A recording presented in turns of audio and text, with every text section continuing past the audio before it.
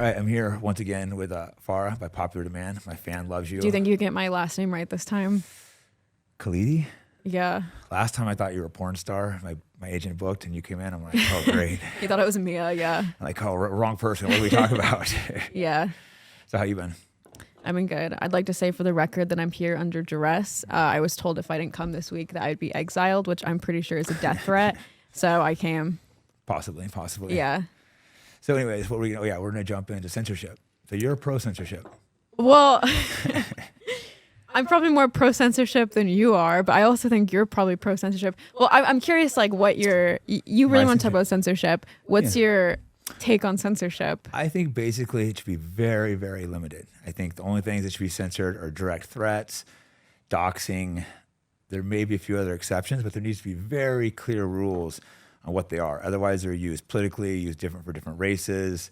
You know, people get censored all the time for things that are wrong. So I think it needs to be so limited. Like there's perfect examples of like all throughout history, people like Galileo was censored and imprisoned for thinking the earth ran around the sun. The guy, I can't remember his name, he said, hey, kids are dying because we're not washing our hands. He was put in a sane asylum. Right. We get things wrong all the time. So that's why America is based, the very First Amendment is free speech. And I know people say, oh, well, private corporations have the right to censor.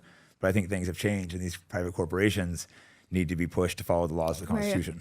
Right. Well, I think we're talking about, there's two issues at play. The first question would be, do you think censorship is ever good, or there's benefits to having censorship and certain things should be suppressed? And then the second one would be, like, that's in an absolute, like, ideal world.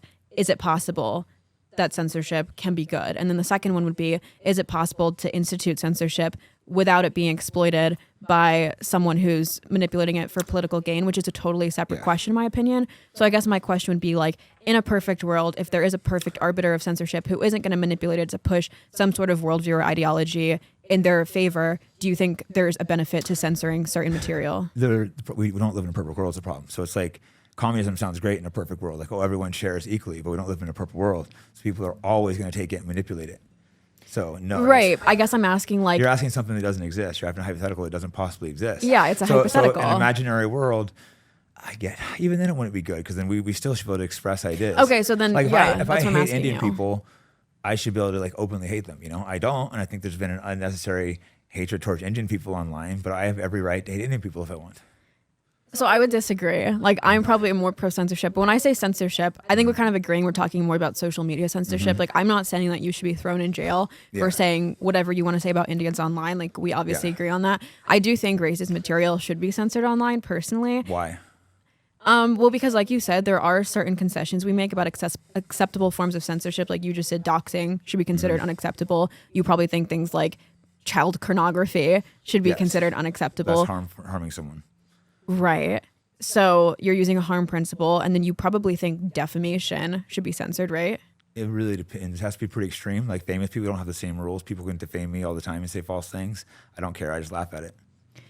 That's great if you have a good sense of humor about it, but I'm saying, do you think I should be censored or suppressed if I were to get online today and be like, Jake Shields anally raped me last night? Like, do you think I should be able to say that? That's making a false allegations. That's harmful.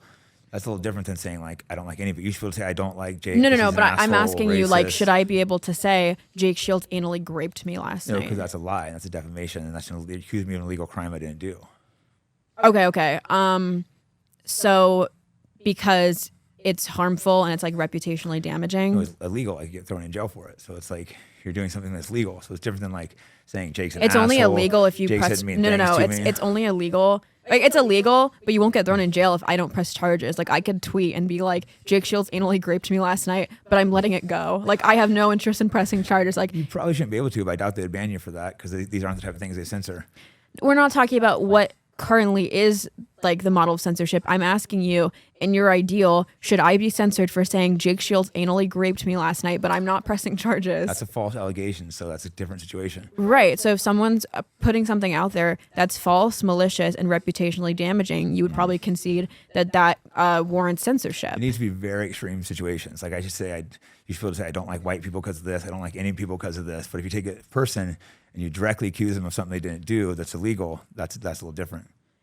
Okay, but I'm saying the reason you think that it's wrong for me, or that it warrants censorship for me to get online and say Jake Shields This is gonna be my clip, by the way. That's science of me Jake saying Shields anally raped me. yeah, saying Jake Shields anally raped me last night is because you think, one, I'm putting something out there that's false. Two, I'm putting something out there that's malicious and reputationally damaging, right? And that's going to directly affect you adversely. It's going to affect your job opportunities. It's going to affect how people treat you, right? So that's why you would say it's bad. So I'm saying, why not extrapolate that and be like, okay, if we should censor people for making defamatory statements against an individual, then why does it not warrant censorship to make defamatory statements about a collective group of people? Like if I were to say Indians are rapists, how is that different than me saying Jake Shields is a rapist if one, it's false, two, is reputationally damaging, and it does affect people? Like there's a reason that propaganda and negative statements about groups has led to real world harm. There's a reason that in the Rwandan genocide, for instance, like radio show hosts would liken the Tutsi people to cockroaches. And then over the course of 3 months, we saw like 800,000 people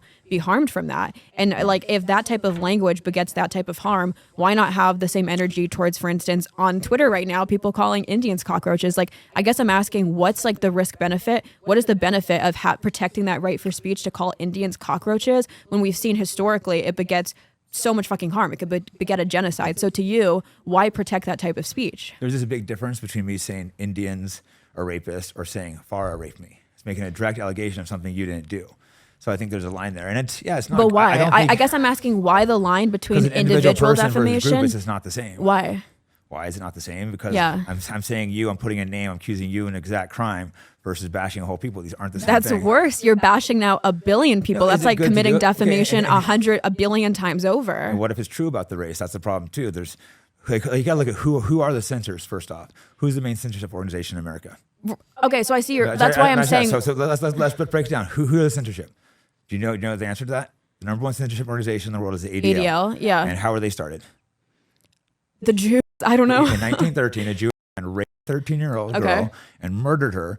They started a Jewish supremacy organization tied to the Jewish mafia to get him out of prison.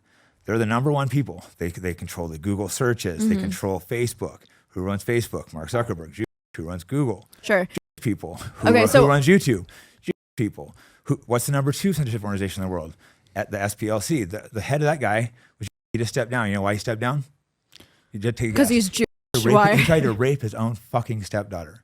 People are literally fucking kids are the ones telling us what we can say. Literally, kid fuckers are the number one and number two. Okay, so by your logic, I should be able to say that Jake Shields anally raped me last night because any enforcement arm to try and implement censorship is run by evil rapists. I would rather. I'm saying, why not just use a blanket statement and be like, okay, fine, if it's run by such malicious, politically motivated people, then why criminalize things like doxing and revenge porn and child pornography if clearly you think the enforcement mechanism for it is so evil to begin with? But you make that delineation, you say, no, we should outlaw these certain things like doxing, revenge porn, child pornography, defamation, and being able to say, so why is it that I can't say you anally raped me last night if you think the type of person who will make that judgment call for whether I can say that is an evil rapist? I'm not saying they're all but the particular ones are. You have to be very clear what their censorship rules are. So if it's like, if there's different censorship rules for different races, it's not fair. You agree that you can hate white people all you want, right? You're not gonna get in trouble if you say fuck white people are cockroaches. You're not gonna see a black guy have to go fucking an apology to her for saying fuck white people. But you've seen black people apologize to her, apologizing to rabbis. Like I said, we're talking about. You have mentioned it. You mentioned there are different rules for different races, correct? Well, first of all, that's not censorship. That's cancel culture, right? Like you're talking about the idea of people in droves are going to get mad at this person and put pressure on them and pull out sponsorship. Well, I guess it's organizations like the ADL. They're the organizations that put all this pressure on people. So we're talking about two different things. Like, again, we're talking about whether there's benefits to censorship and two, whether censorship can be exploited for political gains. I agree, but the same thing could be applied for things like individual defamation. You could say this person defamed me. I want them in jail because they said something false about me. I'm saying in an ideal world, do you think that we should censor people saying something like Indians are cockroaches, or do you think that type of speech should be protected? I think it should be protected.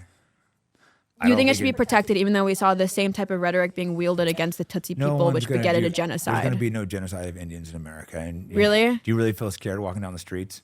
And I think there's too much. I mean, we've already like. Do you actually disagree with the idea that hate speech generally begets an increase in violence? Like, do you disagree with that premise? No, I disagree with that. I think trying to suppress it makes people more angry and more enraged when they tell them what they can say. I think when people, a lot of it is just joking around online, saying especially men, they say young men say more ridiculous things that aren't really they might be offensive intentionally because they're told they're not allowed to say things. They say it. They're not really they're not really that hateful. Like, I doubt you get, do people are rude to you on the street because you're Indian? I doubt it.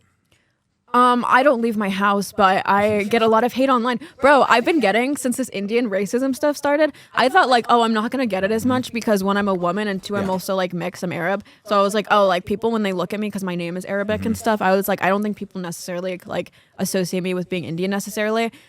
I put out a Substack essay. It's like 10,000 words on hookup culture.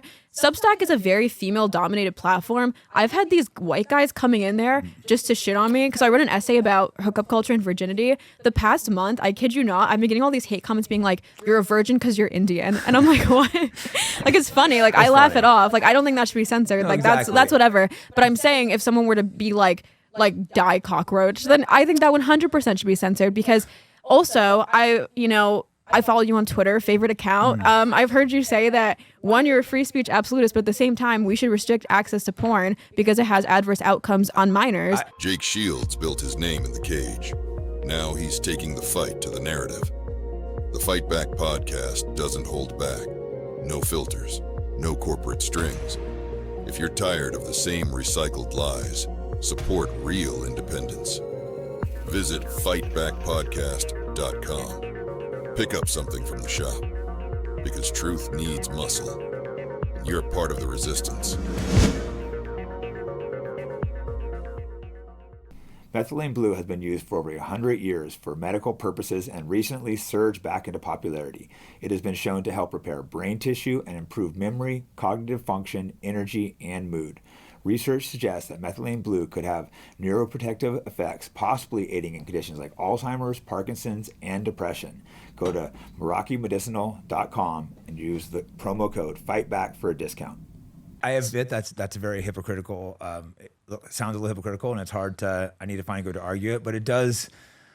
I think it needs to be banned online, not full. I know that's hard to say with speech thing, but I just think. But why? When I grew up, I didn't really have access to porn, thankfully.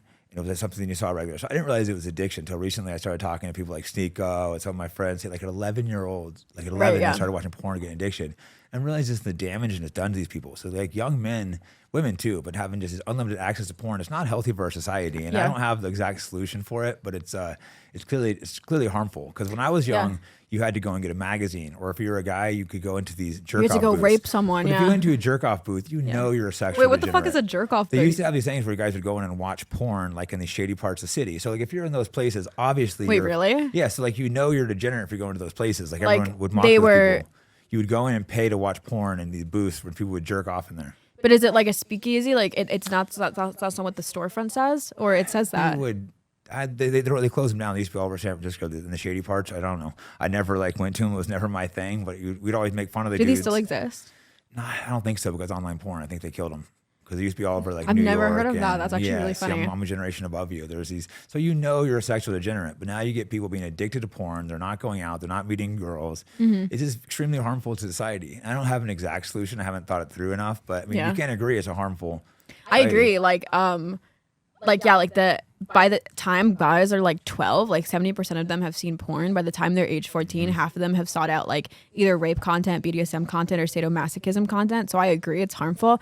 I'm just saying if you think porn should be restricted to minors because like I've seen on your Twitter, you say one, girls are emulating the sorts of things they see in porn, which you see as unhealthy. Then you're admitting that things that happen on the internet aren't existing in a vacuum and people are adopting those types of behaviors and applying them in the real world. But if you think people are going to copy this types of like degenerate behaviors they see on porn, are you really denying that people aren't going to emulate the sorts of like racist rhetoric and the sorts of like racial beliefs that they see online? Well, first off, people I don't care what degenerate stuff they do in the bedroom, but to watching it, I don't think it's healthy in the brain, especially for young people. And there could be some imitation. It's possible, but the problem is we have to allow free speech because we never know what ideas are wrong versus right. Some good examples of recently, look during COVID, they banned anyone that said it was COVID escaped from a lab. They banned anyone that said the vaccines were harmful. They were banning the people that were right. Another thing, Hunter's laptop with the Trump administration, it leaked out. They said, hey, this Hunter's laptop with the stuff on it. The media said it was a false story and banned everyone. They're constantly banning things that are true, saying they're wrong. So who's the arbiter of truth is the problem. I agree with you. That's what I'm saying. I'm making that distinction between like, I think censorship is good, but is it possible to have a trustworthy arbiter and enforcement of that? It's not possible. That's the problem. It is a little bit because, like we said, how would we you do make it? trust people to be the arbiter of what's considered doxing or not. Like, we're not going to be like, or for instance, Doxing like, is very clear for what your address is. It needs to be, if there's rules, they need to be very clear that apply to all groups equally. so you would probably say that like it's a slippery slope to consider hate speech things that should be like censored. Yes, it's like, So you think hate speech? who decides what's hate speech? Like, look at Dave Portnoy. He's having a meltdown for someone who had a sign that said "fuck the." If there was a sign that said "fuck the Indians" or "fuck the whites," we'd both just ignore it, correct? Or would you flip out? He says he's going to ruin their families. I would flip out. I would send them to the So you would Taj try- Mahal you'd- to go yeah, educate you'd make them them. go to a I tour would of go the to a Taj Mahal. re-education camp. I would. Auschwitz for you. Yeah, no, I would.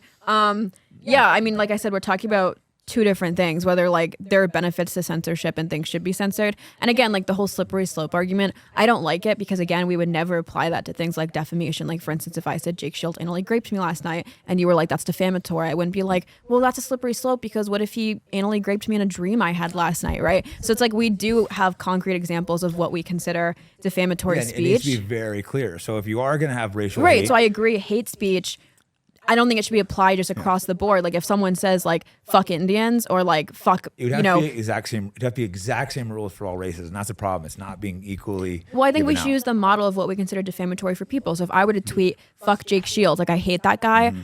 I think that's fine, right? Like you'd probably agree that's fine. But if Yeah. I were to say you raped me, you would say that's messed up. And same way again, someone could be like, I hate Indian food, or like, why do Indians suck at, you know, people make fun of Indians for having weak grip strength. I think that's probably fine. Do they Is have it weak grip hateful? strength? You know, actually, like I've had to ask people so many times to like open bottles for me because Indian women So have it's like true. the weakest grip strength. But anyways, yeah. I mean, it's true for me, but I'm also like emaciated. But what was I gonna say? I don't know. The hate speech, the rules. It would have to be the extreme cases. It'd have to be the exact same rules for all races, and that's the problem. It's not different. I mean, you look what censorship's for. Like, what's the things you're not allowed to talk about? Like, growing up, you're not allowed to question anything about World War II, anything about Holocaust, anything about Hitler. And then you Okay. look, what can't you talk about right now? Israel. They're trying to censor Israel. TikTok. Why did it get forced to sell? Because the Jewish organizations, they didn't like all the shit getting sold on TikTok. People were seeing a genocide happening in Israel. They control the media. Look Yeah, at, I mean, every like, yeah. every big Hollywood studio is owned by Jewish people. They write the narrative. I agree They don't with want you. people seeing it. Censorship can be exploited. Same And it way. is exploited, like, every time. defamation. You're even saying anti-defamation. Like they exploit the definition of defamation, but that doesn't mean we shouldn't still outlaw defamation. We're just saying it should be applied very narrowly and concretely in a very targeted way. And again, I would say the same thing for hate speech. And Like, again, if you want to say, I want to kill Indians, I would be okay with banning that. But it has to be for all groups. Kill whites. It has to be, like, white people don't get the same rules. Like, there's like, you know, you can go in a bookstore and you can find a dozen books written by people talking about hatred towards whites, but you can't find any books by white people pushing hatred towards Jewish people. So when you realize, like, all those books that I thought were anti-white people, I guess my point is like if you can concede that you see the harm for why it's bad to target an individual person and accuse them of a crime, or maybe not even a legal crime, but something that's considered like a moral crime, like just something Yeah. that's bad. Why not extend that to, for instance, the alt-right now, like trafficking in all this like anti-black rhetoric online and saying like black people are murderers, and they're doing pretty much phrenology now. So I'm saying like, if you acknowledge, like, doesn't it feel kind of like selfish and solipsistic to be like, it's not fair for someone to make a targeted comment at me because that could hurt my life? But it's like, yes, hate speech actually does affect implicit bias and explicit bias. It's not even implicit anymore. It affects whether certain groups are going to get hired. It affects how they're treated in larger society. It affects hate crimes. It affects, again, like we've seen in history, it can literally prompt genocides. So I'm just saying, like, why be so selfish to be like, no, you can't target me and say something negative about me that's untrue, but why is it okay to say something untrue, malicious, and reputationally damaging about a collective group of people? well, who decides if it's untrue? It's a perfect example. You say black people in crime. There is a crime problem with black people. It doesn't mean all black people are part of it, but we should be able to have this conversation openly and honestly. There's another problem with people currently committing genocide. And they'll say, if you say that, they want to censor you, but these are like two true things, you know? Black people commit more crime, doesn't mean all black people do it, doesn't mean all people support genocide, but there is genocide going on and there are more black, these are two things that are true, and they don't want you to talk about them. I think there's a difference between posting statistics. Like if someone wants to post a statistic and say like black people are more likely to commit certain types of crimes, I think that's 100% their like moral prerogative. Obviously it can be weaponized in a way that's like, dishonest and weird. I think that's fine. I think the issue is now you're seeing on the right. I mean, you could obviously attest to this. Like, you're embroiled in a lot of these spaces. Is they're not just saying like, Black people are maybe more likely statistically to commit these things. They're doing race realism, and that's not founded. Yeah, no, I understand these get tricky, some of these situations. Like, I don't like pushing any racial hate, and I'm always careful, but they're also conversations are real. Like, I've typically like to avoid the difference between racial. It's just no reason to talk about like intelligence between races and stuff, but there is some real sciences there. I just think it's something that can't be changed, so I don't want it. There's no reason for me to address it. But but you still should be able to speak about it because there's real things there. Like, so someone should be able to scientifically detect the differences between races. Say you can't do that is just anti-science. I'm not saying they can't do it. The same way, again. But you can't talk about it. You want it censored if people want to like, talk about different IQs. No. I said we should follow the model of defamation. So I'm saying the way we categorize something as defamation is not that it's just reputationally damaging, it's the fact that it's untrue. So I should be able to not be censored if you raped me, if you actually did it, right? So even though that's malicious, it's reputationally damaging, it's vengeful, we don't consider that defamation if it's true, right? It has to be false. So I'm saying it's fine if you want to do science and purport that like certain races are more likely to commit certain crimes or like statistical analyses. I think that's completely fine. The issue is they're not really doing statistical analyses. They're doing race realism, which isn't founded by science. Like, they're pushing something that's false and malicious and reputationally damaging, which if applied to an individual, we'd consider defamatory. And again, I think it's actually so much worse because you can't commit genocide on an individual, but you can see, like, especially now, I feel like we need to be even more careful because at least my generation is so antisocial. They're like me. They don't leave the house. They don't have sex. They don't date. They're just like incels like me, like losers who are just like, yeah, the boys at home will love that one. But yeah, yeah. So losers. Yeah. So what the fuck Like, was you I get gonna say? distracted. Got with the OnlyFans. Yeah, I just started envisioning Yeah, myself on right? OnlyFans.com/Farkley. I just got distracted Don't by sign how up, good don't I sign looked. up. Bunch of incels on there. Oh, right. So we're in such like an antisocial generation that like I feel like now we need to be even more wary of how groups are talked about online because a lot of people now, at least when I was in college, like the second half of my college career was via Zoom because of COVID and stuff. So it's like if you're someone who now is working online or you're doing school online and you're not interacting with people as much and you're going home and you're mostly just interacting with people through video games, Zoom, OnlyFans, watching podcasts and stuff, I think we need to be even more cautious about how groups are talked about because that's going to be like your primary, that's going to be the primary informer for you of how those groups behave. Like, at least if you go into the real world and you have like Black friends and you have Asian friends, then some like idiot on Twitter saying something about Black people, it's easier to brush off. But we're in like a generation, I'm in a generation where a lot of people don't even have friends anymore. So they can't even at least like, they can't even like counterweight the types of like vitriol they're seeing online with their real world information about Black people, Asians, women, because all their information about women is coming from fucking Fresh and Fit and like Red Pill because they're not going on dates. They're not talking to women. It's all coming from OnlyFans and Red Pill and stuff. So I think now we have even a higher moral onus to try and like make sure the information we're seeing online is accurate since now it's basically behaving in lieu of like real world information. See, it's just back to the problem of who decides what's accurate. Like they said, they banned all the COVID shit.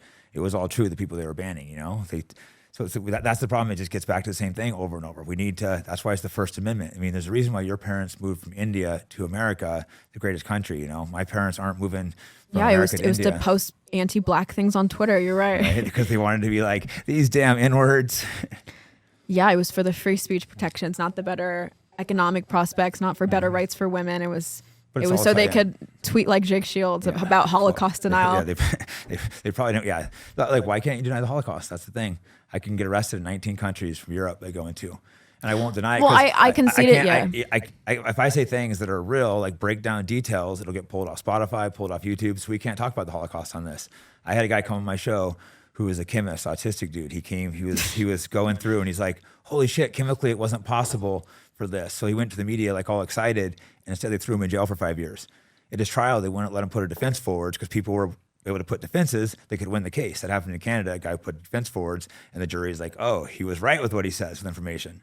So like, why can't we discuss these things to find out if they're true or not? We can question the Armenian genocide. We can question the genocide in China, in Russia, in Cambodia. But you can't ask questions about this one.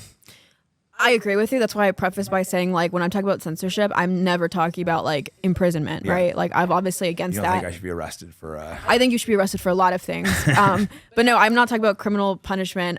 Was talking about we were talking about social media suppression and things like that. And then also, like I said, if someone's purporting something that's true, I don't think that qualifies as defamation, and I don't think it should be outlawed, because again, the model I'm using is like it should follow what we consider defamatory speech or harmful speech or doxing or whatever it is about a specific person. And then again, like I said, I mean, like we're just stuck back to the point of who decides what's true. Things are constantly changing. Well, here's like, the thing, even like science isn't like science is always changing. The whole point, true, you have to always be able to investigate things. Here's the thing is like we could do this continuum fallacy of being like, well, truth is really hard to like narrowly defined within certain parameters, therefore nobody should be the arbiter of truth. But at the end of the day, if you're someone who's espousing that you think porn should be restricted to people, obviously you have some definition of But porn. that's not talking about an idea. But I could easily Don't shush me. I'm censoring you on your own podcast. I could just as easily say, okay, well, that's a slippery slope, because what's considered porn? Is porn any material that a guy could jerk off to?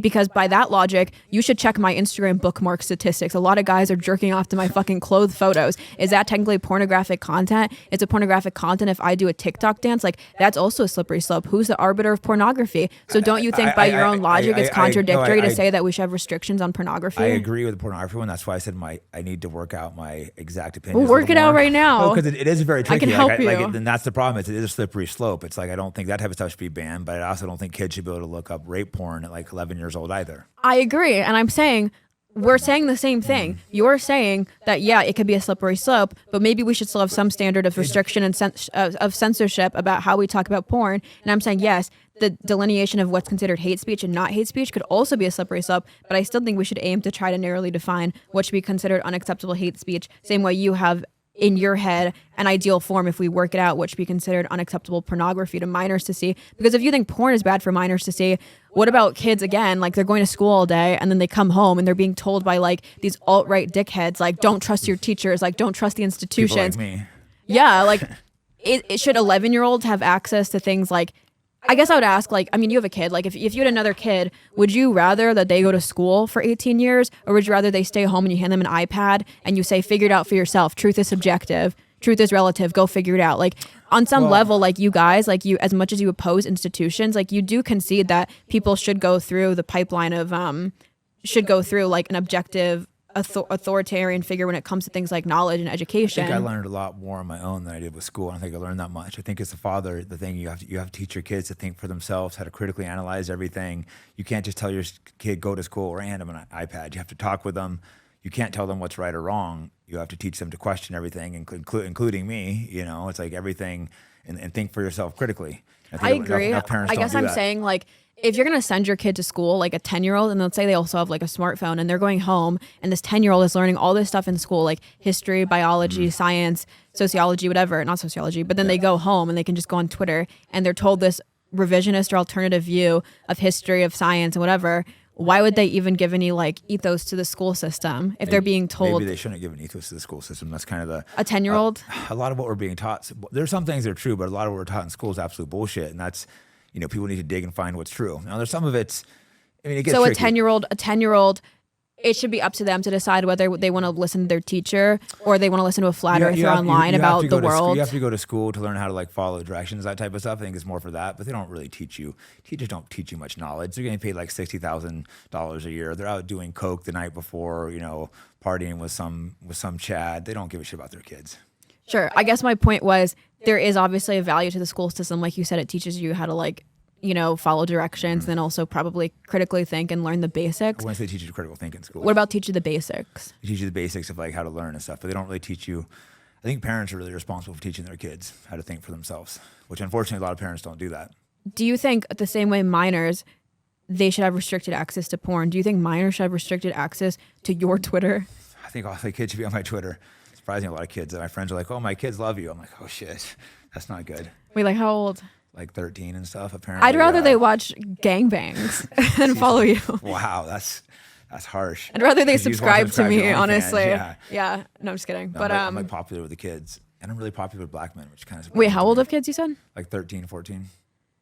That's interesting. I think it's a backlash from the generation before was so like pushed to be weak, meant to be feminine, you know, act like this, don't question anything.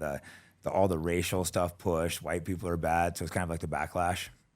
And it's not just, white people sick of it. It's like, I'm shocked how many. You're telling me 13-year-old white boys were sick of, like, what? being DEI, lectured, so the now they're DEI going to your... shit. No, exactly. It's like a backlash from it the opposite direction. And I have to just joke around and be extreme, on Twitter because it's fun. Just I enjoy being the villain.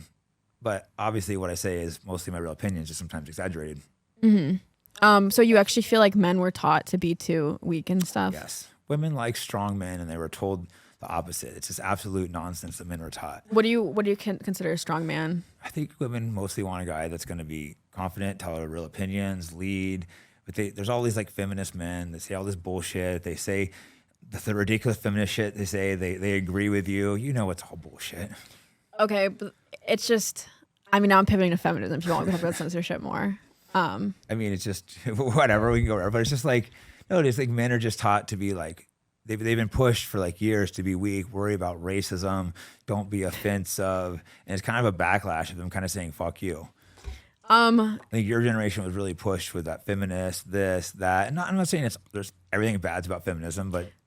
Yeah, I think it's like just amazing the fact that men talk about how they turned against feminism because they felt like feminism was like misandrous, which means like man hating and stuff, because they would say things like, they use the phrase toxic masculinity. Of course that's misandrous. Do you consider that misandrous? But masculinity isn't toxic. That's the thing. Girls like masculine men. They don't like guys that are assholes, but like a man that can protect her, keep her safe, like a guy that'll fight for her, that'll be willing to die for her. These men are cowards nowadays. They're not willing to like fight for their women, to protect them, to keep them safe.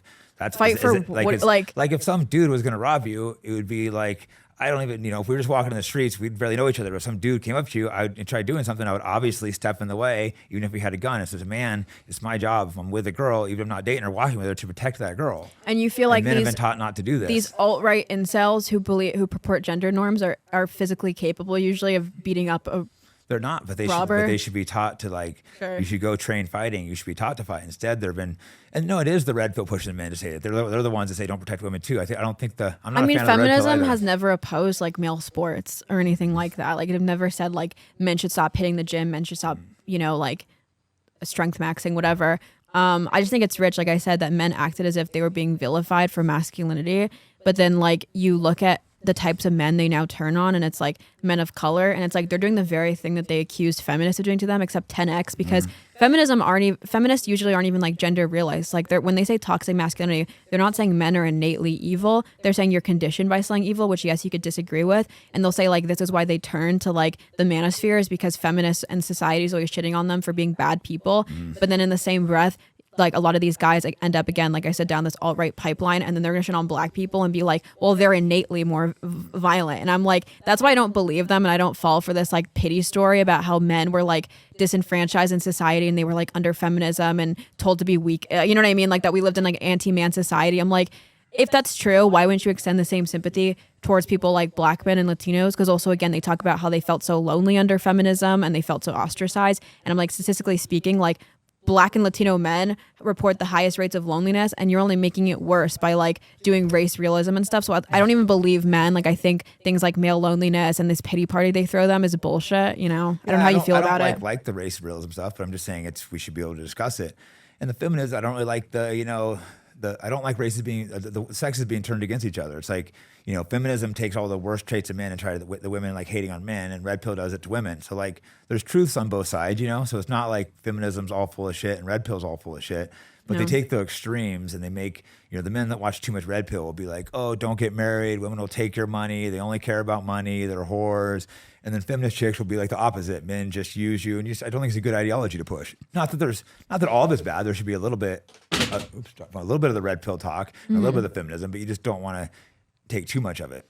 Feminism is way more optimistic because, like I said, they're not saying that men are innately evil. If they did, they wouldn't use terms like toxic masculinity. They would just say like men are toxic. They're saying like this specific trait is toxic, and men for their own sake shouldn't be practicing stoicism because that leads to things like male suicide rates and stuff like that. So it's like they're being more pro-man than the fucking red pillars. Feminism is being pro-woman and pro-man. Like they're literally saying, I want to help men so that things like toxic masculinity doesn't hurt men and drive them to fucking suicide. Well, the manosphere is peddling stoicism and telling you that therapy is gay, when literally therapy, like you look at therapy's pretty fucking gay. See, like you're hurting men because men are. I don't think so. Men are way more likely to. Men are way more likely to commit suicide than women. And when you look at it, men who undergo talk therapy are 25% less likely to have a repeated suicide attempt than men who don't. So it's like the manosphere just turns a blind eye to these statistics, and they like literally purport everything they're saying under the guise of being pro male and anti-feminist. But it's literally like feminists are putting the thing out there that's helping men. You're driving men further into their own isolation by saying like, if you're depressed, you're gay. You know, I disagree. I think, the manosphere, they push men to be, like the Andrew Tate, Tristan Tate, they push men to be better people, work out, go to the gym, try to make money. And it's a hard reality. Really? When they were enticing men to go follow their cam girls? Were they enticing men to be better men? I'm not trying to take the stance of everything. I don't support everything they say. I'm just taking... That's not everything they say. They built their empire off defrauding men and luring them into sex work, but now you're telling me that they're pushing some healthy model of masculinity? But what I'm saying, they're correct with the things of saying you need to work out, try to be better. Girls don't give a shit about a guy. If a guy's sitting there whining to you, not doing well, you're not going to be attracted to him. And that's what these women make it sound like. That's bullshit. Yeah, I'm sure you're dating these guys that are like whining about their feelings and how... Bro, do you understand how turn on girls get and excited they get when a guy opens up to them? It's like the hottest thing ever. And a marriage statistics show for that. Like when you look at it, the reasons, you know how women are way more likely to file for divorce than vice versa. Yeah. Like one of the biggest reasons, like red pill is like, oh, don't get married because the biggest reason they'll cite is like no reason. It's not no reason. They say emotional disconnect. But when you actually look at the breakdown of why, it's because they feel like their husband was stonewalling them. Like they'd open up about an issue they feel like is present in their relationship and their husband would just ignore them, gaslight them, or just go out with their boys and just completely not listen to them. Which type of man do you think is more likely to do that? The type of man that the manosphere inculcates to pretty much be like, if you open up to a woman, you're gay, she's going to leave you for being a bitch, or the type of man who's more feminist, who's more likely to be like, I hear what you're saying and I understand. Like who's more likely to be vilified for stonewalling and then divorced by a woman? I think girls way more likely to leave the guy that's like, I understand your feelings, because I've seen, all my friends that are more dominant alpha, their girls typically aren't leaving them. The guys that are, they complain about feeling weak. The guy won't stand up to me. When you see girls cheating, it's usually, you ask them what's the reason they're cheating. It's usually because the guy does whatever I say. He's weak. He doesn't. No, it's not. The reason that most women do affairs when they're cheating, and that's the answer I've always got. Go conduct a survey. The reason that was the answer I've always you gotten. have. Where is this survey? Just personal people I've talked to when girls are cheating. It's like, why are you cheating? Expecting to hear like, oh, the guy's an asshole. He hits me. And it was always like, he's too nice. He does whatever I say. Okay, but Jake, that's so much selection bias because you're a famous athlete. So obviously, if a girl's cheating on a guy with you, first of all, she's a lost cause. But then second of all, it's like clearly they're attracted to you because you have the type of masculinity that they like. Someone who's more like dominant, aggressive, whatever. So that's selection bias. But for the most part, when women cheat, they're not cheating with some like famous athlete. I mean, maybe, but they're cheating usually with a guy who listens to them and makes them feel heard because they feel like their husband's not listening to them. And that's the type of guy who's going to align more with egalitarian and feminist principles than this manosphere like alpha male piece of shit who's like stoic and like, stonewalls them and stuff. Yeah, I just don't quite agree. I mean, there's a little bit like there is a lot of cheating at the workplace, probably because the guy listens to him. So there's some truth to what you're saying. But I think a lot of times girls they also get sick of the guy like doing whatever they say. Yeah. Speaking of you cucking other guys,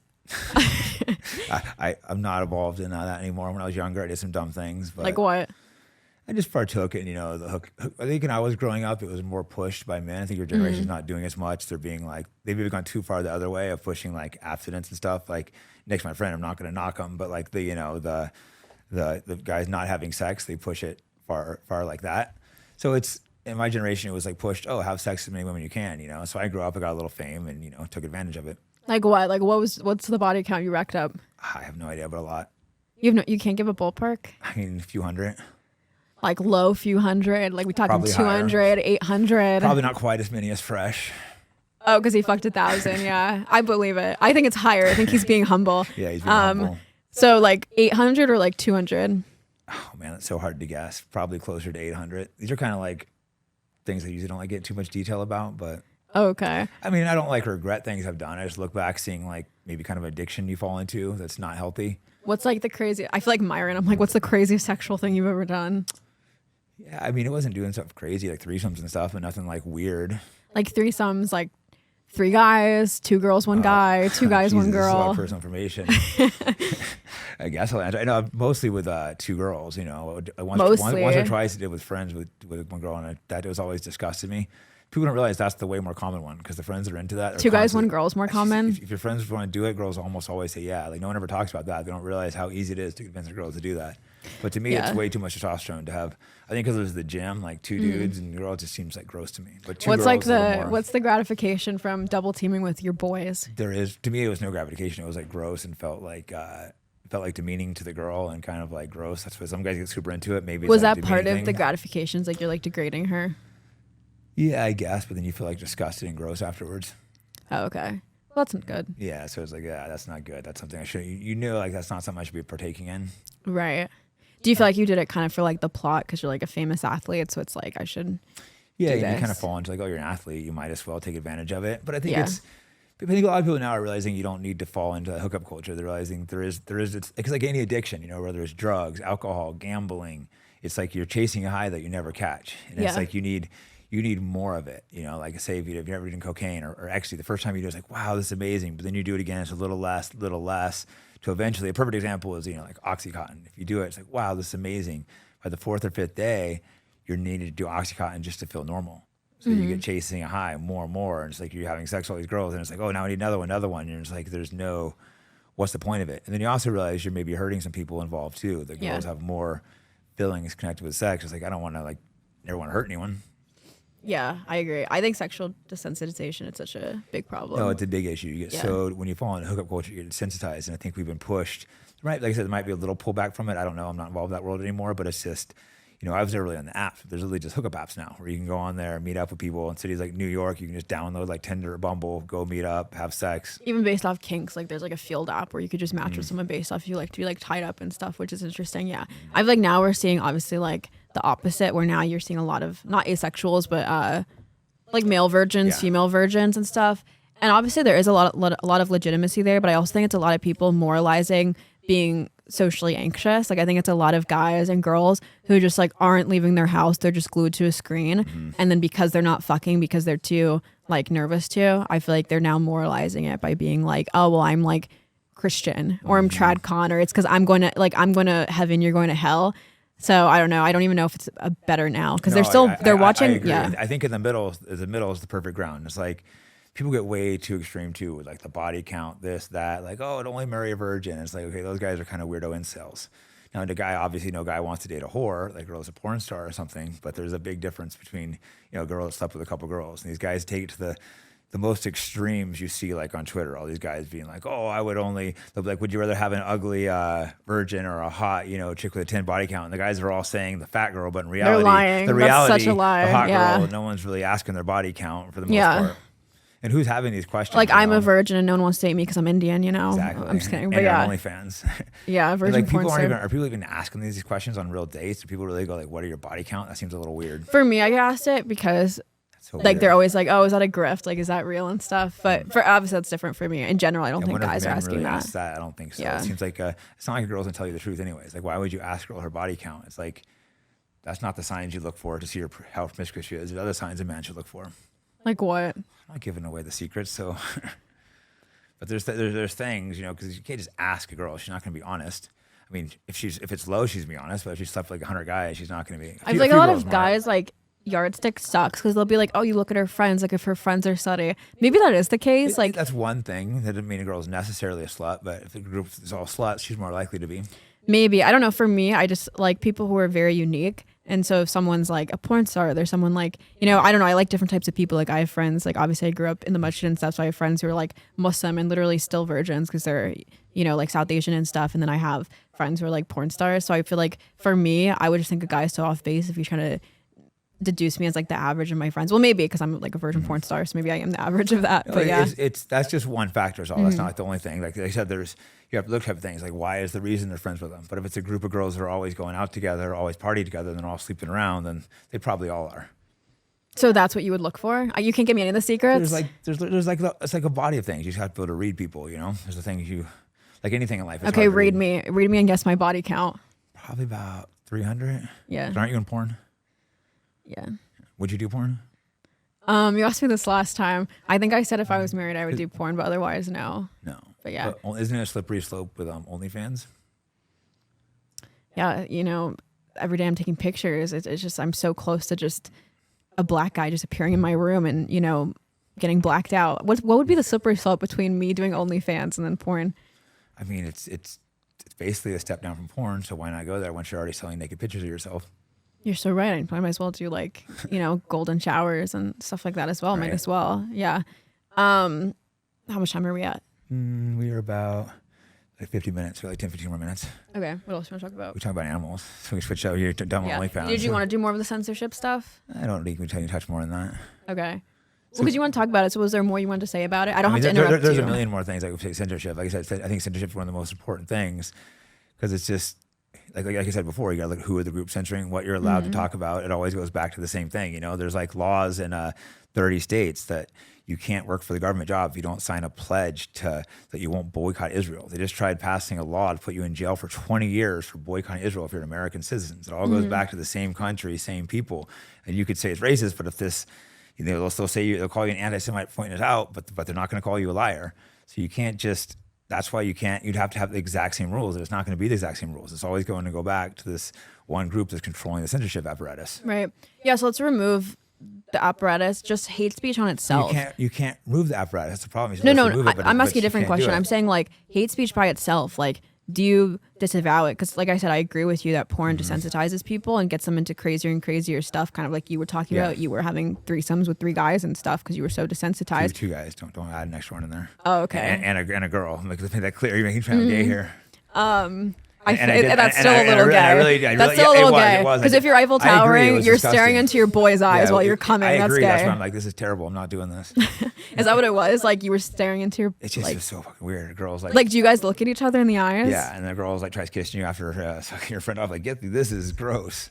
That's where you draw the line, not staring at your boy. That's where I draw the line. No, all of it was weird. It's something I did when I was drunk, and I'm like, this is disgusting. This is like, it's gay, like you said. I don't think it's like disgusting because it's gay. I think it's disgusting because it's like you said. It's like, well, did the girl like agree to it beforehand, or you guys kind of like coerce her into it? Definitely not coerce. One of those things that just happened.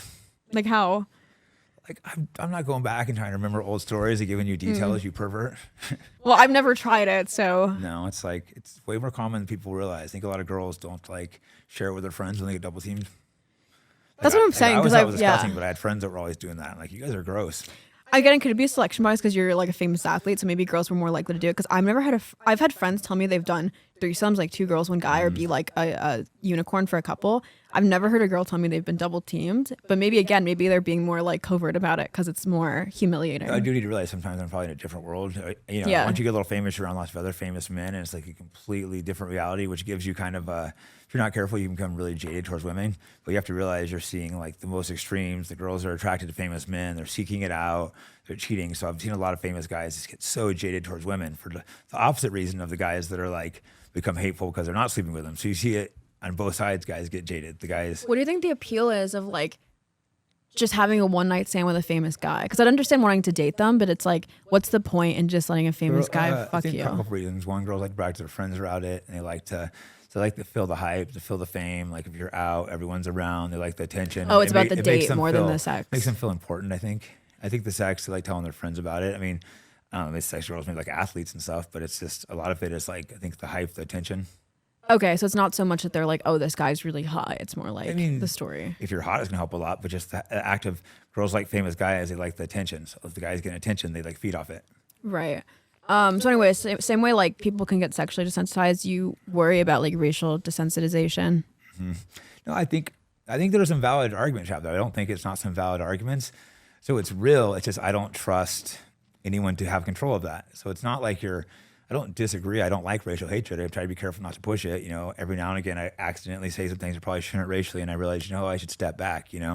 I even stopped using the N-word. The only reason I used it for a while is because it was a power game of black people saying you can't say it because you're white. But then I talked to some black nationalist friends, and they didn't use the word either. And it's like, you think this is a disgusting word, so I'm gonna respect you. I was very respectful to me. I respect you and won't use that word again because you're not trying to play a power game. You don't say it either. Yeah. I don't know. I'm personally worried about racial desensitization. Like I said, I agree. It could be exploited in different ways because, again, with Indian hatred, at least on Twitter, we could look at it. It started off with just people making jokes about like Indians smell whatever or like Indians shit on the street, whatever. Then it quickly became being called Pajeets. Then it quickly became now, if you search Indian, like half the tweets will be being called cockroaches. So it's like now that people don't see the shock value in just saying Indians smell because they got desensitized, and that's, or saying like Indians have weak grip strength and stuff. Now they're just going like deeper and deeper. So I would just say that like I agree with you, porn is super desensitizing. I would just argue like I wish people would apply that logic to the racial stuff and not just write it off as like, oh, that's just like boy humor. It's like college humor. Because again, Hey guys, Jake Schultz here. As you know, I have a free speech podcast. To keep that going, it's important to have sponsors and support them. If you want to support them and me, go to antelopehillpublishing.com and be sure to use the promo code FIGHTBACK.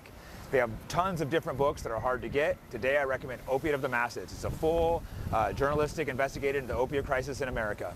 So again, to support the podcast, antelopehillpublishing.com and the promo code FIGHTBACK. I wish they would stop too, and I've said people go too hard on the Indian stuff. So I wish they would stop, but I just think have you defended Indians on Twitter? I have a little bit. Like what would you say? I don't know the exact words. Just like leave these Jeets alone.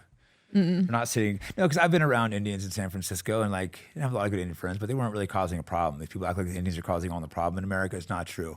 Where the problem is, though, they are bringing a lot of the H-1 visas in, taking good, high-paying jobs. So that's in tech. Some of my tech friends have a problem with it because they say they're getting handed all these jobs, but I'm not in that world, so I don't know. But I just know the Indians were pretty quiet. They weren't causing problems. They were working. They were taking some good jobs, but they weren't causing problems in the streets. They were nice, polite people.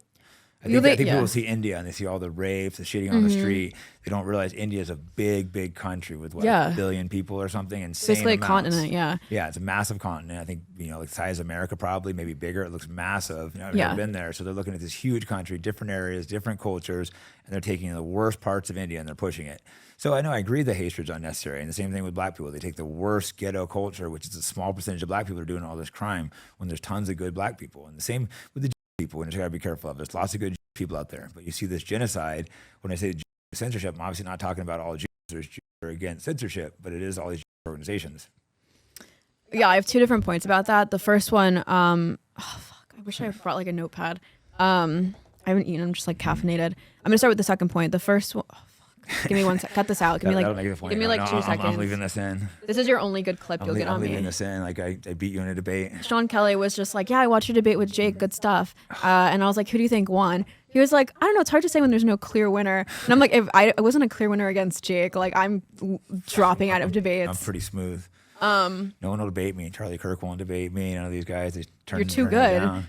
Well, let's have truth on my side. Right. Oh, fuck. What was I gonna say? What did you just say? I beat you in a debate. That was easy. No, before that, what was your point? There is problems with racial hate. When you were saying, okay, the thing about the 2 points. The second one was that like, the second one is I think it's really rich that guys, I feel like guys like always say like girls and people of color have a victim complex, and they always disavowed the idea of girls being like, we live under patriarchy. Like, look at the fact that, every man, every government official has always been a man, like every president's been a man. And then like people on the right will write that off as being like, oh, well, it's a meritocracy, whatever, just work harder. And then same with like black people. If we look at black people falling behind on certain stats, people are like, again, that's a skill issue. So I just think it's funny that now I feel like guys, like a lot of white guys on the right, and it's weird because initially people like Ben Shapiro, well, he doesn't count because obviously he's Jewish.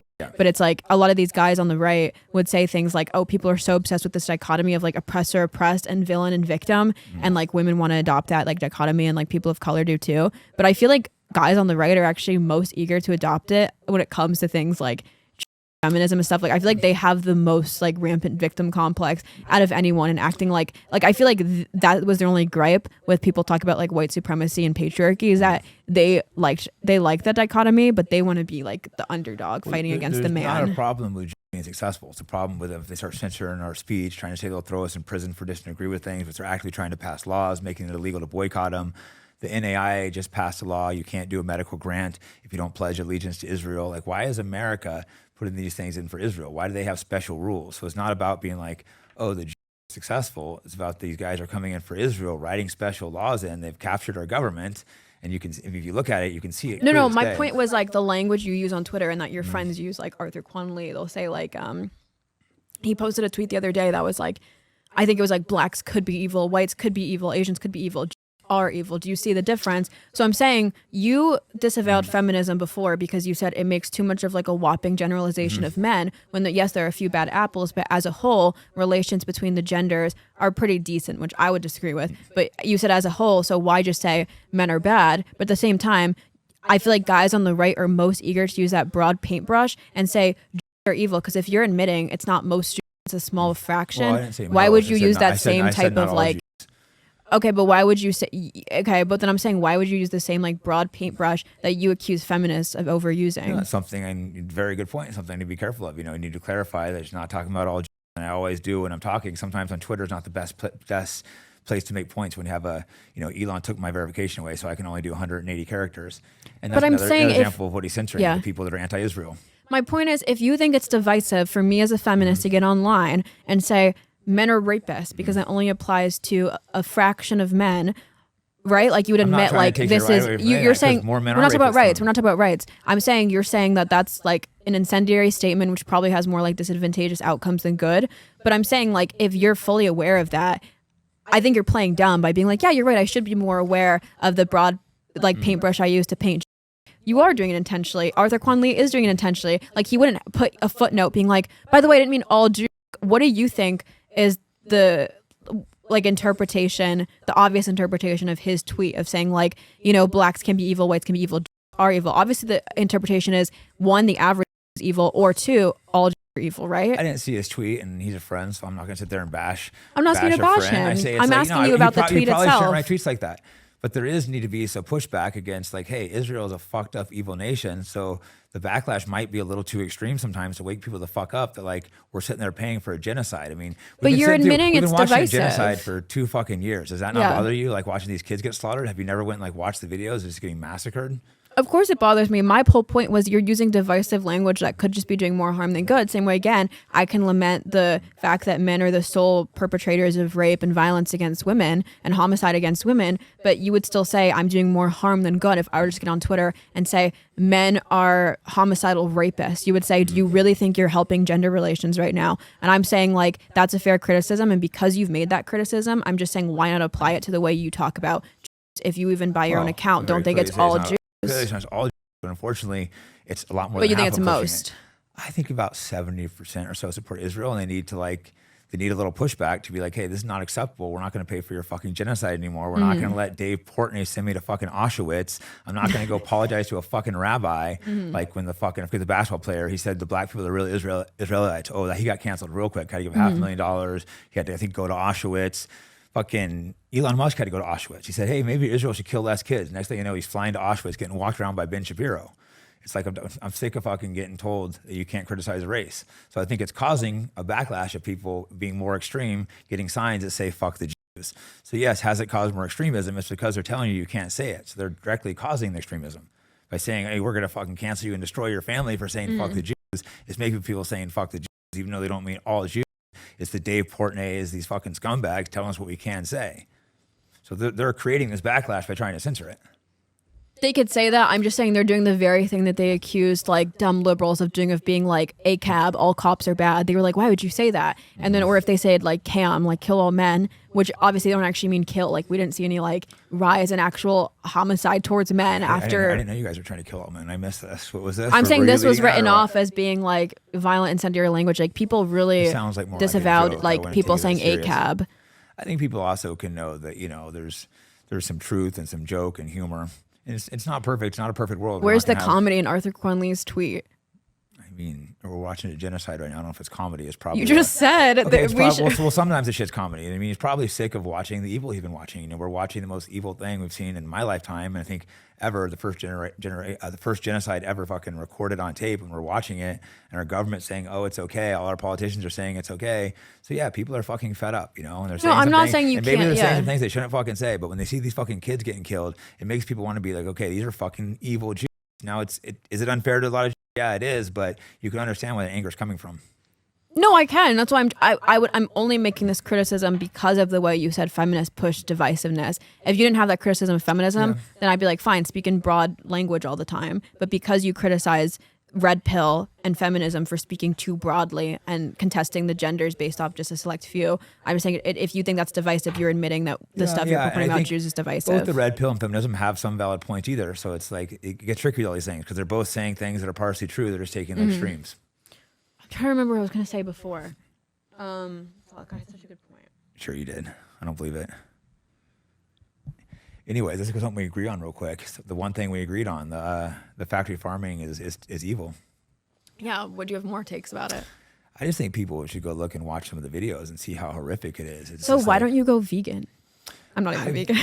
I've been before. It's just it's hard. The eggs give me I make sure to get them from like a farm, free range. You do? I try really hard. There's times when I'm out and I don't follow the rules, but I try to ideally I would get I should try to get cheese that way too. Wait, like your eggs in your fridge or from? Yeah, go to a local farm with a place. Oh, really? I mean, it's not that you got to pay more money for it. It could be a pain in the ass, but it's better to find animals that are more humanely treated because even the eggs, they stuff them in these things. They have lights. They chop the beaks off. These animals are like tortured. These pigs are they can't even turn. They take their babies away. Yeah. And people try to act like animals don't have feelings, and that's just anyone that's been around dogs or grown up animals know they have feelings. Like a lot of friends. I was at Owen Benjamin's ranch the other day, and he had all these animals, but then he wasn't able to eat them and slaughter them because now he has all these goats, all these cows, and he's planning on using them to slaughter them. But it's you grow attached to your animals when you're around them. I think that everyone in school who eats meat should be forced as a school project to take home a pet chick, like a baby chick, raise it as your baby, and then slaughter it once it's a chicken. If you're able to do that, which farmers obviously do, go do your thing. Otherwise, I feel like it could be a really good red pill for people on factory farming. But yeah, like you said, I'm also vegetarian. I feel like I should go vegan. I just did blood work this week and I'm very deficient in iron. And apparently I'm at risk for heart disease, which I didn't know you could even be at risk for heart disease being underweight, but you can. So I'm trying to figure out how to be vegan in a healthy way because when you look at the videos, basically, it's if we're a vegetarian because we're against animals being slaughtered, it's they're actually still being slaughtered. They're still slaughtering a ton of chicks to make eggs. Yeah, no, that's why I know thousands vegans a day. The more moral position. It's just tough. Life is tough. That's why I'm not overly critical of people. I try to tell them eat less meat. Try to get it from local farms. I don't try to lecture them and be hey, go vegan. I don't think you should because I actually don't think shame is a good doesn't work as tool. Well. I think what's better is honestly just being a good example. If some hot girl or hot guy is or someone really in shape, is vegan. I would say you're a good role model for vegetarianism because people always tell me oh, you can't be healthy while being vegetarian. Yeah, and I'm what about Jake Shields? He was a fighter and he's vegetarian. So I use you as an example a lot when people are you're going to die because you don't eat. Yeah. Obviously I don't follow your diet. I should follow it more healthily. But yeah, I think we're kind of being hypocritical little bitches. I think we should go vegan. No, you're right. I went vegan before. I had a chef part of the time. I felt great when I had a chef, but when I didn't have the chef, I didn't feel as good. It wasn't getting the right That's what I'm protein. saying. I think we're similar where it's we moralize vegetarianism and we do obviously protest factory farming, but we're also being too comfortable. And we're basically doing what meat eaters do because they're basically oh, I don't want to give up meat because I really like meat. And we're kind of oh, well, it's easier for me to be vegetarian. It's well, it's also easier for meat eating. They're just doing things one step removed. So it's if we're going to tell people they should inconvenience themselves for ethics, I feel we should also inconvenience ourselves. This is why I tell people don't fully quit meat. Just eat it less, eat it a couple of times a week, cut it back, try to get healthier, try to get meat that's not factory farm. Factory farming should be illegal. It's just disgusting. I agree. Do you think, vegetarianism is healthier?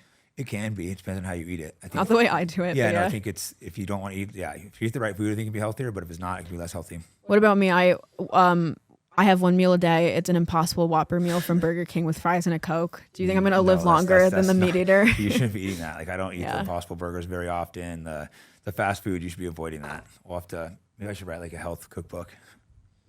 I think you should talk about vegetarianism more. You should have I could keto push it to my alt-right people because Hitler was vegetarian. They'd be hey, people, Hitler was one of the guys they look up to. He was a vegetarian. They say. You think you'll get more people vegetarian if you say Hitler was vegetarian? For my audience, probably. I mean, yeah, I guess. They say he was so evil, but he wouldn't eat animals. He had the most extensive animal rights. Way more than today in the world. They had all kinds of animal rights there. He was pushing animal rights like crazy, but they don't want to talk about that. What do you think about animal testing? I think for the most part, it's really bad. It's terrible what they do. It's abusing the animals. What about, okay, this is an interesting dilemma. Do you think it's unethical that they test on rats for human diseases? For instance, they'll give a rat cancer or like, they'll try to diagnose, but they're killing rats in the process. Like, do you think that's unconscionable or that's okay because it betters human life? It's tricky, but overall, I think it's bad. If they do it, it should be rare and extremely like they just abuse the animals, the way they treat them, the torturous. It's I know these things, real life situations get very tricky, but I just don't like the abuse of animals, and definitely not like monkeys. You see them torturing, and it's just I've always been against that. Yeah, that one's really tricky for me because I don't know. I kind of have a weird like hippie philosophy where I like look at an animal and I'm kind of like, I don't feel like there's a difference between me and that animal. I mean, I'm Indian, so I look at cockroaches and I'm like, there's no difference between me and this cockroach and stuff. I'm just kidding. But yeah, like I look at rats and I'm just like, I don't know. This is again hippie and it's gonna sound stupid, but I'm like, yeah, it was just like a draw of luck that my first person consciousness is in myself versus being in a rat or any other thing. And because obviously we have the high ground as people, we have more power to be able to like speak for them. I do feel like the moral onus is on us to set like ethical standards for animals because it's so corny and pro-life people say this, but yeah, it's like the voice for the unheard and stuff. So I don't know. I want to get more into like animal activism and stuff. No, I agree. I think animals do have feelings. They're way more intelligent than we act like. Like anyone that's around a lot of animals can see they clearly have personalities. They act different. Anyone's around dogs or any animals. Some animals are smarter than others, but clearly they have feelings, emotions. The whole idea of animals have no soul, have no this, I think it's ridiculous. It is ridiculous and people don't even believe it because if you even like, you'll post a video like even like petting your dog the wrong way, people will be like, this is animal abuse. I'm like, bro, like you guys even think like your dogs have a soul. People freak out over dogs. I understand that, but not other animals. It's weird. Like there's a video where someone was holding a dog wrong by the neck. Putin came over like kind of mad, takes the dog, it shows the guy how to hold him, and he's supposed to be like one of the terrible dictators, but he saw a dog getting mistreated. You could see he was like really annoyed and walked over and corrected the guy. I forget who it was, but it was like some big world leader, and Putin's kind of like scolding him like he's holding the dog wrong. Yeah, I'm definitely an imperfect vegetarian. Like I do feel like the way I go about animal ethics is kind of superficial because I'm going to be honest, there are a lot of vegetarians or vegans who won't kill a spider. Like they'll get really mad at you if you kill a spider. Like my ex was like that. I made him vegetarian, but he was generally still very empathetic. And if there was like even like a cockroach in his studio, I'd be like, can you fucking crush that? And he'd be like, no, like I'm taking it outside. And for me, like I look at an animal that's like disgusting. And to be honest with you, I don't feel bad killing a cockroach. I know that's inconsistent. It is. It is. Cockroaches outside. Okay, yeah. Well, I'm scared it's gonna hurt. You could take a cockroach. I feel like I can't. But yeah, I get more nervous. But yeah. So I understand if people have a line between like I feel more empathy towards a dog than I do towards like a spider or ant, or if a fly is like really bothering me. Honestly, I'm just you definitely can relate kill it. A lot more to. But then factory farming, I still don't get because to be honest with you, like I look at a puppy, I look at a baby cow and a pig, and I'm like, in my opinion, they're equally cute. So I don't understand. I think, in my opinion, they're all the same group. Like they're cute little mammals. Yeah. The spiders, I should be nicer to them. I'm working on it, but I can understand having a separate category for that just based off a cuteness principle. Yep. But I think the cuteness principle should apply to the pigs. I have way less empathy towards insects, but I do know we don't understand if they have emotions or not. So that's why I don't kill them. I don't know how they think. I don't know their patterns. We don't understand it. So I'm like, you know what? I'm not going to kill them. Other than mosquitoes, they're trying to suck my blood though. That's like an attack on me. If you're trying to suck my blood, then it's war. But other than that, I don't kill anything. That's interesting. Yeah, that's what I'm saying. That's why it's interesting because it's like I don't know, a mosquito will be drinking my blood and I shouldn't do this, but I let it fill up first because I like looking at it fill up and I think it's interesting, and then I splat it because I like seeing the blood, whatever. But the point is, it's like, I shouldn't do that. Like I should just swat it off and let it live its life. But yeah. No, life is complicated. Well, anything before we wrap up? Anything else to argue about or save it for another time? Yeah, we could save it for round 3 since I'm your most highly requested guest. I think the top comment on the last one was like, Jake, I respect that you want to talk to everyone, but nobody wants to hear from this girl. And what am I, your first guest to do repeat? Yeah, I don't know. I've had second. Okay. Repeats, but yeah, I don't think either one of our audiences love each other. But we can get them rage bait watching. Yeah, I'm trying to think if there's anything my audience would want me to ask you. They were really surprised that you were vegetarian. They're like, I can't believe that guy's vegetarian. They thought you were joking about like not thinking women should vote. Even Sean asked me. He was like, I couldn't tell if he was just joking or not. Oh no, it's definitely being serious. Your audience thought that was a joke. Yeah. No, of course women shouldn't be able to vote. Yeah, they thought you were joking maybe because you're like laughing and stuff. Well, I know realistically we're not going to take it right away, so I don't like push it. I know it's a stupid argument, so I don't be like, let's take the women's right away. But if I was like given the choice, could you take it away? I would say yeah. Oh, that's good. That's good. Yeah, that's all for me. Unless do you have any more? No, I think that's good. Thank you so much. Thanks. All right. As many of you know, I have many controversial guests, so that comes at a cost of being demonetized everywhere. So if you want to support the program, go to fightbackpodcast.com, and I have all kinds of merch on there, whether it's jiu-jitsu, fighting, political, and other accessories. And thanks for the support.